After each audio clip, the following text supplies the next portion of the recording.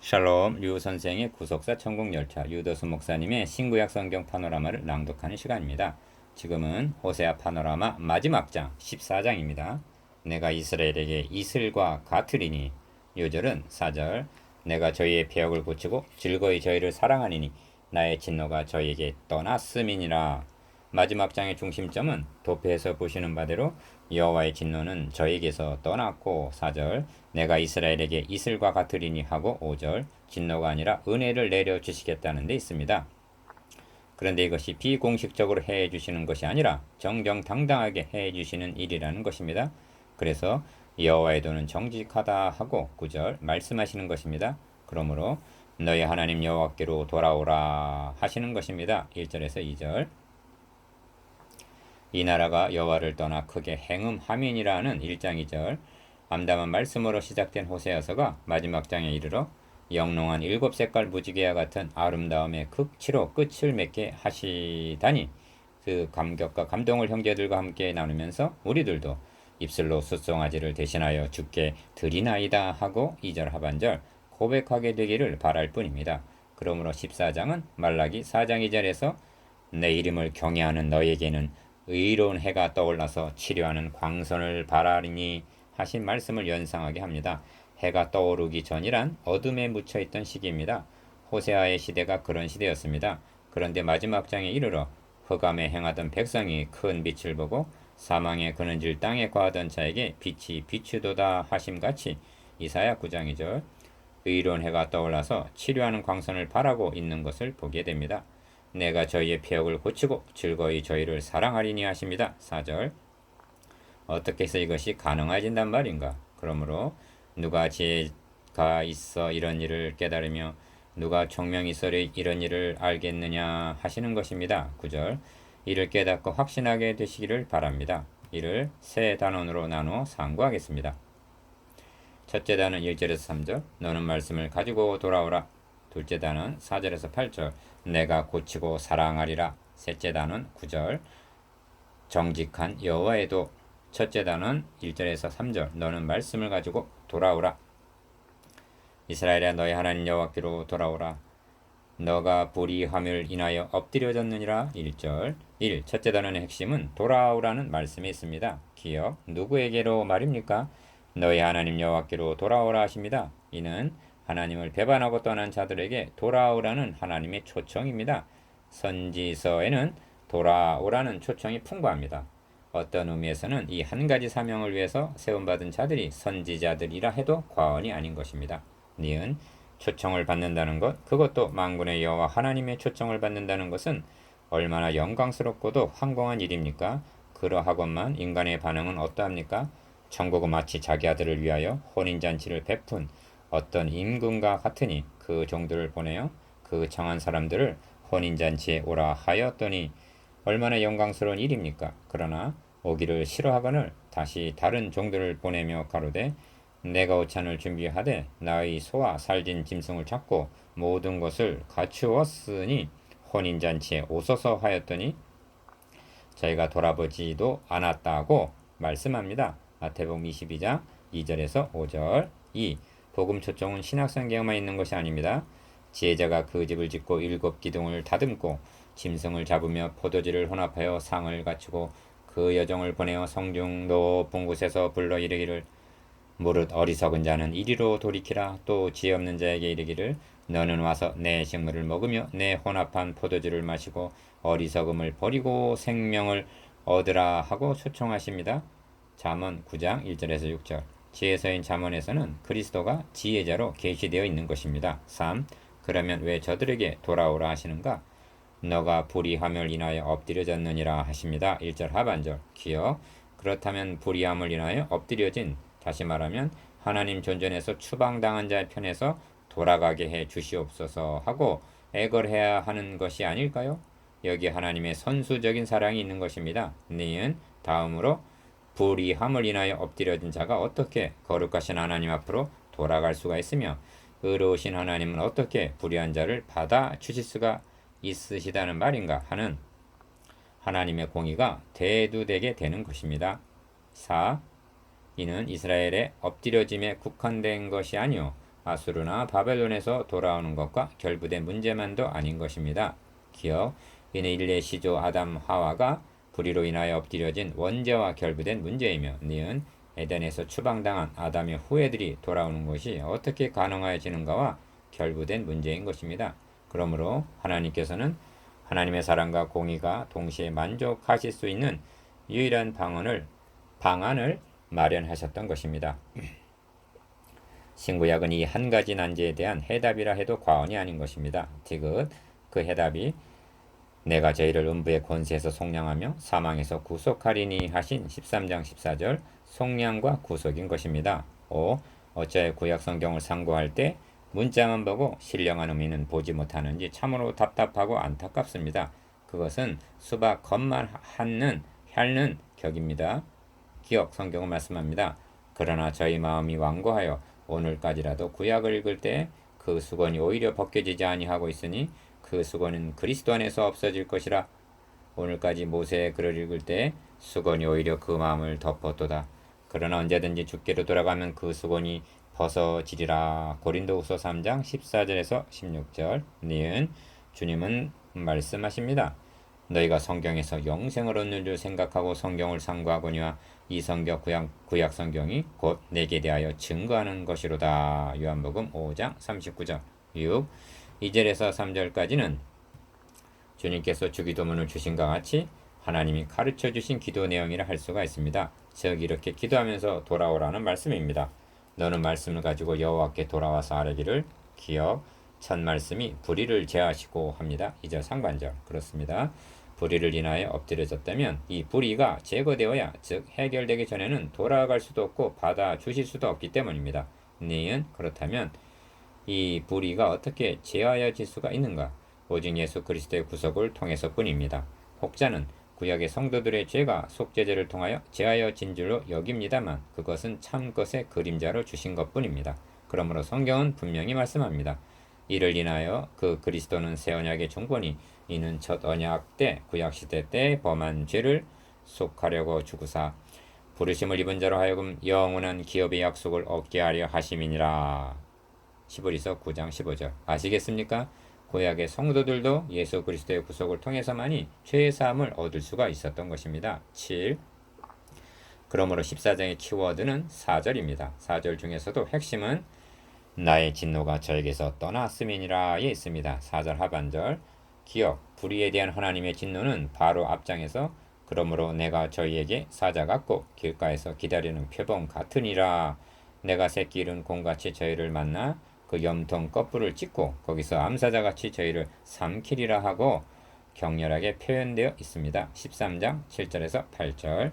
그러한 나의 진노가 저에게서 떠났다니 하나님을 변덕이 심한 분으로 만들지 마시기를 바랍니다. 기억, 공의로우신 하나님의 진노가 떠났다 말씀하시는 것은 그냥 된 것이 아닙니다. 그러면 이제 우리가 급히 그리스도의 죽으심을 인하여 의롭다 하심을 얻었은즉 더욱 그로 말미암아 진노하심에서 구원을 얻을 것이니라고 말씀합니다.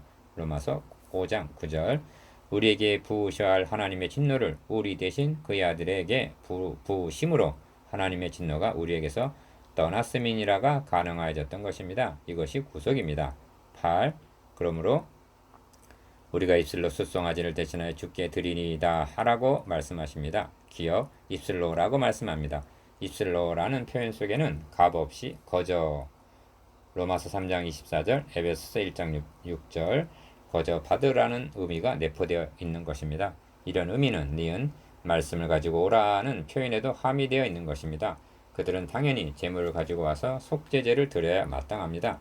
그런데 하나님은 재물을 요구하시는 것이 아니라 말씀을 가지고 오라 하시는 것입니다. 달리 표현하면 공로 없이 다만 입으로 그리스도를 주로 시인하며 또는 감사하며 찬양을 드리라고 말씀합니다. 송아지도 양도 아닙니다. 예물도 아닙니다. 그렇다고 일천 번제도 아닙니다.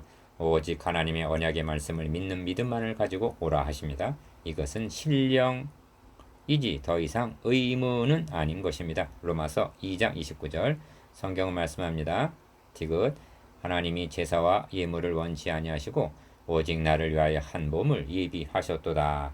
이러므로 우리가 예수로 말미암아 항상 찬미의 제사를 하나님께 드리자. 이는 그 이름을 증거하는 입술의 열매니라. 히브리서 10장 5절, 13장 15절. 기억. 무슨 말씀을 가지고 오라 하시는가? 기억. 가까운 문맥으로는 내가 죄를 음부의 권세에서 속량하며 사망에서 구속하리니 사망아 너의 재앙이 어디 있느냐, 음부야 너의 멸망이 어디 있느냐 하신 13장 14절 구속의 말씀을 붙잡고 오라는 뜻이 됩니다. 니은 뿐만이 아니라 구약 성경의 말씀은 그리스도를 증거하는 데 있습니다. 이는 주께서 친히 증거하신 바입니다. 그러므로 말씀이신 그리스도만을 가지고 돌아가기만 하면 살 수가 있다는 것입니다. 10. 그러므로 호세아서에서도 복음은 여러 번 울려 퍼지고 있으며 도처에서 그리스도를 만날 수가 있는 것입니다. 몇 곳만 예를 들면 기억. 이에 유다 자손과 이스라엘 자손이 함께 모여 한 두목을 세우고 그 땅에서부터 올라오리니 하십니다. 1장 11절. 니은 그 후에 저희가 돌아와서 그 하나님 여호와와 그 왕 다윗을 구하고 하십니다. 3장 5절. 한 두목과 그 왕 다윗이란 명백한 메시아 언약인 것입니다. 디귿 너희는 내 백성이 아니라 한 그곳에서 저희에게 이르기를 너희는 사신 하나님의 자녀라 할 것이라 하십니다. 1장 10절. 악을 골짜기로 소망의 문을 삼아 주리니 하십니다. 2장 15절. 내가 너에게 장가들어 영원히 살겠다 하십니다. 2장 19절. 마침내 여호와께서 임하사 의를 비처럼 너에게 내리시리라 하십니다. 10장 12절. 내가 너로 다시 장막에 거하게 하기를 명절일에 하던 것 같게 하리라 하십니다. 12장 9절. 내가 저희를 음부의 권세에서 속량하며 사망에서 구속하리니 사망아 너의 재앙이 어디 있느냐, 음부야 너의 멸망이 어디 있느냐 하십니다. 13장 14절. 이것들은 온 백성에게 미칠 큰 기쁨의 좋은 소식 곧 복음인 것입니다. 누가복음 2장 10절 11. 이런 맥락에서 14장은 호세아서 전체의 결론이요 절정인 것입니다. 3절은 복음을 받은 자의 고백이라 할 수가 있는데 기억. 우리가 아수르의 구원을 의지하지 아니하며 말을 타지 아니하며 합니다. 3절 상반절. 여기서 말이란 애굽을 가리키는 묘사입니다. 말하면 애굽 말을 제일로 꼽았고 그래서 애굽에서 말을 수입해 왔기 때문입니다. 신명기 17장 16절. 이는 인본주의 신앙이 아니라 하나님 중심으로 살아가겠다는 고백인 것입니다. 니은 다시는 우리의 손으로 지은 것을 향하여 너희는 우리 신이라 하지 아니하오리니 합니다. 3절 중반절. 이를 다른 말로 표현하면 너가 애굽 땅에서 나옴으로부터 나는 너의 하나님 여호와니라 나밖에 너가 다른 신을 알지 말 것이니라 나 외에는 구원자가 없느니라는 13장 4절 말씀이 되는 것입니다. 디귿 이는 고아가 주께로 말미암아 긍휼을 얻음이니이다 할지니라 하십니다. 3절 하반절. 여기서 고아를 언급하시면 하나님 앞에서는 우리가 어린아이와 같은 그것도 고아와 같은 처지여서 전적으로 하나님만 의지할 것밖에는 달리는 소망이 없음을 깨닫게 하기 위해서인 것입니다. 그래서 주께로 말미암아 긍휼을 얻음이니이다 하십니다. 하늘에 계신 주여 내가 눈을 들어 주께 향하나이다. 종의 눈이 그 상전의 손을 여종의 눈이 그 주모의 손을 바람같이 우리 눈이 여호와 우리 하나님을 바라며 우리를 긍휼히 여기시기를 기다리나이다. 시편 123편 1절에서 2절. 둘째 단월 4절에서 8절. 내가 고치고 사랑하리라. 내가 이스라엘에게 이슬과 같으리니 저가 백합화 같이 피겠고 레바논 백향목 같이 뿌리가 박힐 것이라. 5절. 본단원의 중심점은 하나님이 주권적으로 행해 주시겠다는 은혜에 있습니다. 그러므로 4절에서 5절까지는 내가 하고 시작이 됩니다. 내가 폐역을 고치고 4절 내가 이스라엘에게 이슬과 같으리니 저가 5절 뭐뭐 되리라 7절 하반절 너가 나로 말미암아 열매를 얻으리라 하십니다. 8절 하반절 다시 말하면 하나님이 이렇게 하리니 너가 이렇게 되리라는 구도라는 말씀입니다. 1. 그러므로 본단어는 내가 이스라엘에게 이슬과 같으리니 하신 5절 상반절 말씀을 중심으로 해석하는 것이 이해에 도움이 됩니다. 이슬과 같으리니 하는 말씀은 이미 앞에서도 여호와를 알자 힘써 여호와를 알자 그의 나오심은 새벽빛같이 일정하니 비와 같이 땅을 적시는 늦은 비와 같이 우리에게 임하시리라 했고 6장 3절 10장 12절에서도 너희 묵은 땅을 기경하라 마침내 여호와께서 임하사 의를 비처럼 너희에게 내리시리라 하고 수차 말씀하셨습니다. 이는 우리에게 내려주실 은혜를 이슬, 이른 비와 늦은 비 등에다 비유해서 말씀하심입니다. 에스겔서에서는 때를 따라 비를 내리되 복된 장마비를 내리리라 하십니다. 에스겔 34장 26절. 성경에 이런 비유는 풍부합니다. 그 중에서 가장 감동적인 것은 시편 133편인데 이는 교회의 복스러움을 노래하는 내용입니다. 형제가 연합하여 동거함이 어찌 그리 선하고 아름다운고 머리에 있는 보배로운 기름이 수염 곧 아론의 수염에 흘러서 그 옷깃까지 내린 같고 헐몬의 이슬이 시온의 산들에 내린 같도다. 거기서 여호와께서 복을 명하셨나니 곧 영생이로다. 이 명심해야 할 점은 내가 이스라엘에게 이슬과 같으리니 하신 5절 말씀은 기억 4절이 전제되어야만 한다는 점입니다. 즉 나의 진노가 저에게서 떠났음이니라 하신 4절 하반절 이후에야 가능하여 짐을 유념해야만 합니다. 이슬로 상징된 은혜는 진노 위에 또는 진노와 함께 내릴 수는 없는 것입니다. 니은 또 명심해야 할 점은 진노는 너가 불의함을 인하여 엎드려졌느니라 하신 1절 불의가 제거되어야만 떠나게 된다는 점입니다. 3. 그렇다면 우리에게 쏟으려는 진노가 어떻게 해서 떠나게 되었는가? 그것은 분명합니다. 주님께서 우리를 대신하여 진노의 잔을 받으셨기 때문입니다. 그러므로 성경은 곧 이때 자기 아들을 대속제물로 내어주신 때에 자기의 의로우심을 나타내사 자기도 의로우시며 또한 예수 믿는 자를 의롭다 하려 하심이니라 하고 말씀하십니다. 로마서 3장 26절. 니은 주님께서 우리의 불의를 제거하심으로 휘장은 열려지고 보라 지금은 은혜 받을 때요 보라 지금은 구원의 날이로다가 고린도 후서 6장 2절 가능해졌음을 잊어서는 아니 됩니다. 4. 그러므로 내가 저희의 벽을 고치고 즐거이 저희를 사랑하리니 하시는 것입니다. 6절 4절 중반절 기억 유다가 패망할 때에도 나 여호와가 말하노라 그들이 쫓겨난 자라 하며 찾는 자가 없는 시온이라 한즉 내가 너를 치료하여 너의 상처를 낫게 하리라 말씀하셨습니다. 예레미야 30장 17절 여기에 계시의 통일성과 약속의 일관성이 있는 것입니다. 니은 그렇다면 어떻게 치료해 주시는가? 그 답을 말라기에서 찾을 수가 있습니다. 내 이름을 경외하는 너희에게는 의로운 해가 떠올라서 치료하는 광선을 발하리니 너희가 나가서 외양간에서 나온 송아지같이 뛰리라 하십니다. 말라기 4장 2절 디귿 이처럼 폐역을 고치고 즐거이 사랑하여 주시고 진노가 떠나므로 내가 이스라엘에게 이슬과 같으리니는 가능하게 된 것임을 잊어서는 아니 됩니다. 엘리야 당시가 좋은 예가 될 것입니다. 3년 6개월이나 내리지 않던 비는 바알과 아세라 선지자들 850명을 척결한 후에야 임했던 것입니다. 5. 진노가 떠나고 하나님의 은혜가 이슬과 같이 부어지게 될 때 기억 저가 백합화같이 피겠고 레바논 백향목같이 뿌리가 바뀔 것이라 그 가지는 퍼지며 그 아름다움은 감람나무와 같고 그 향기는 레바논 백향목 같으리니 하십니다. 5절에서 6절 니은 이는 주님께서 내가 이 반석에 내 교회를 세우리니 음부의 권세가 이기지 못하리라 하신 마태복음 16장 18절 교회의 영광스러움을 묘사하는 말씀입니다.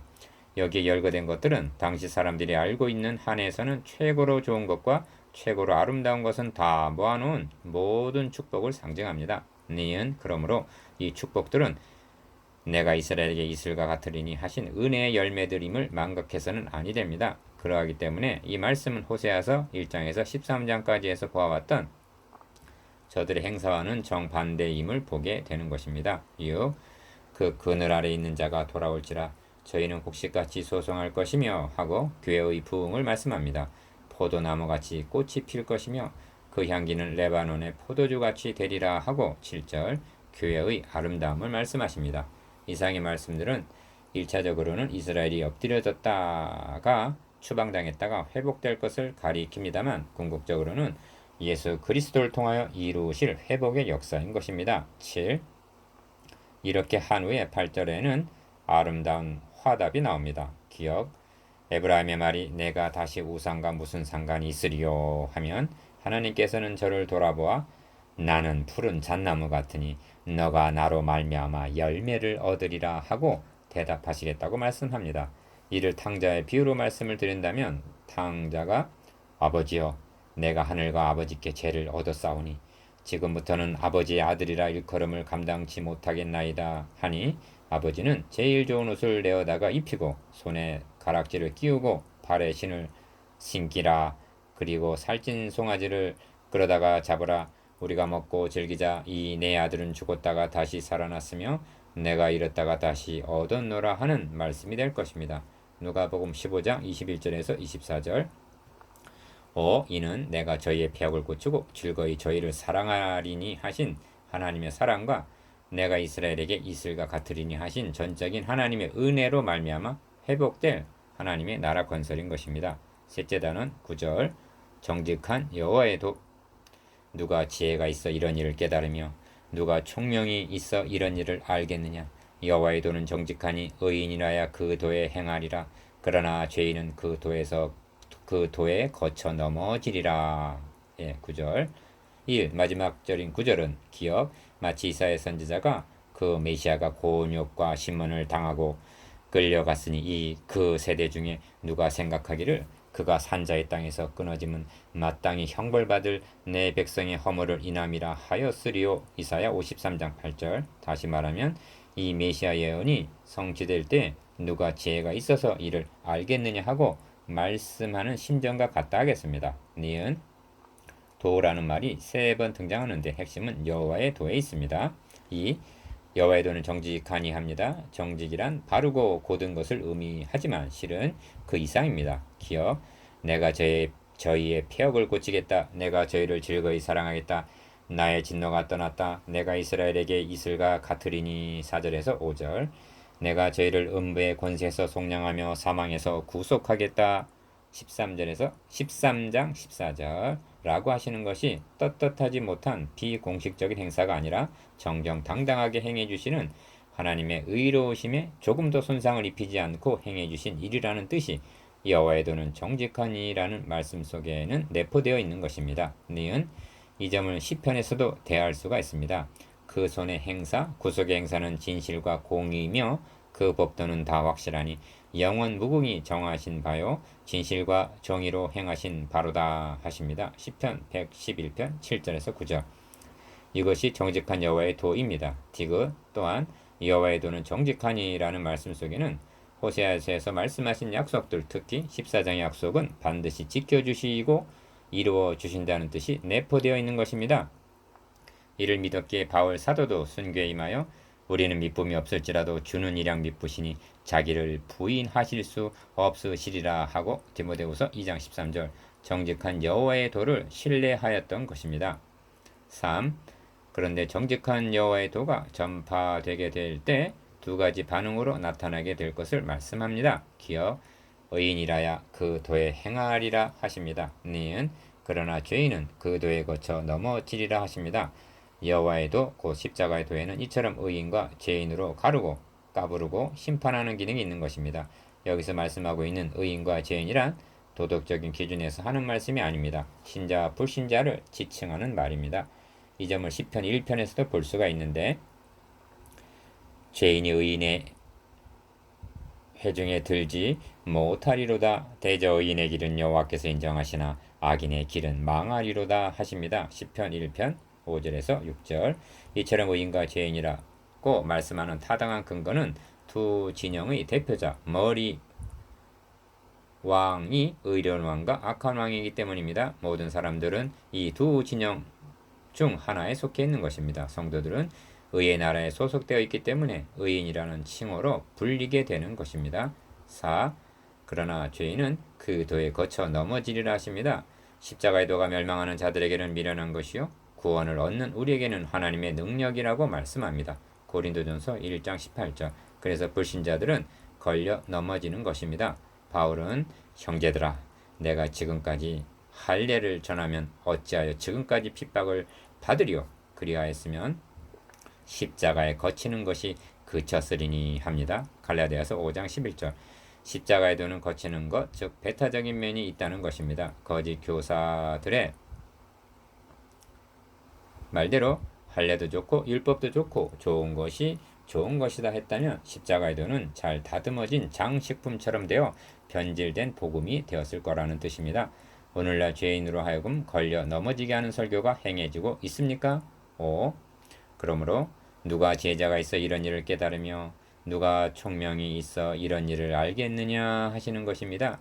9절 상반절.